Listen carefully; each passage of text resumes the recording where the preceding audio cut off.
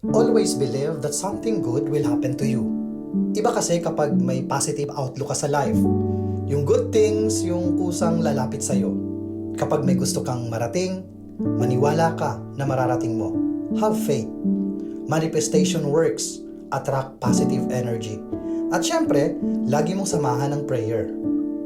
But don't forget, those days na akala mo na hindi mo na masusurvive, pero hindi ka pinababayaan mag-isa ni Lord.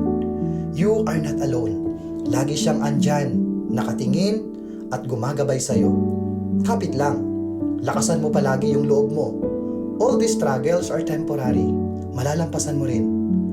Continue to talk to God. Araw-araw andyan siya para samahan, gabayan at ingatan ka. Lagi kang binibigyan ng lakas ng loob para makayanan lahat. Pray and remind yourself how blessed you are. Talk to Him and surrender everything. Embrace His love and His presence.